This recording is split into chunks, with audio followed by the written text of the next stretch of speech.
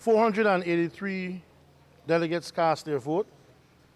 226 said yes, they wanted the Honorable Patrick Faber to remain the leader of the United Democratic Party.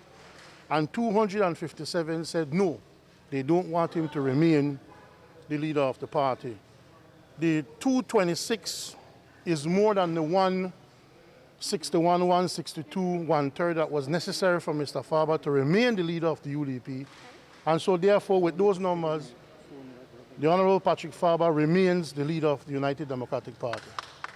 Retaining his seat as leader of the United Democratic Party is one of several challenges that Colette Area Representative Patrick Faber has been faced with since assuming that office last year.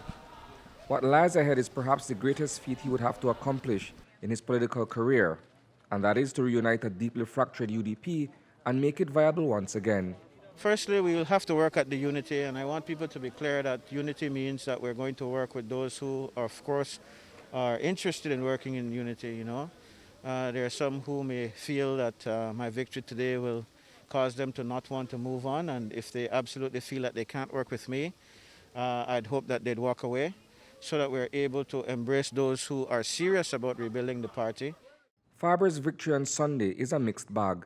For his detractors, the new narrative being spun is that a majority of the delegates who participated in the recall convention voted against him. On the other hand, the besieged party leader is simply content with having met the threshold to remain in a position of control. I would have hoped for a larger margin, of course, but it's not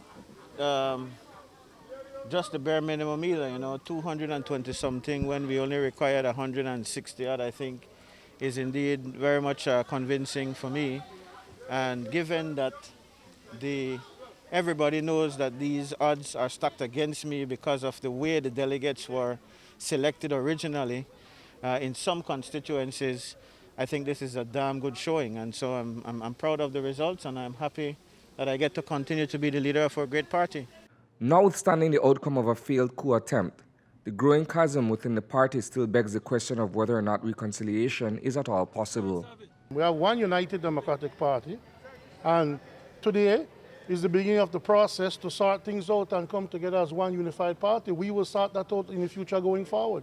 Part of being retained today is bearing the responsibility to make sure that we move forward as a United Democratic Party, him along with the Honorable Cheyenne Barrow as leader of the opposition in the House.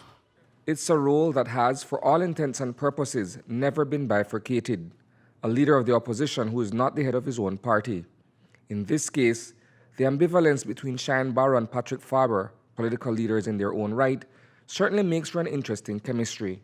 It was a disrespect for the leader of the opposition to put me at seat number 4 below my deputy leader and below another member that clearly does not supersede me in terms of the number of years or even the margin of a vote. And I think all of you saw that, but I'm not going to carry on.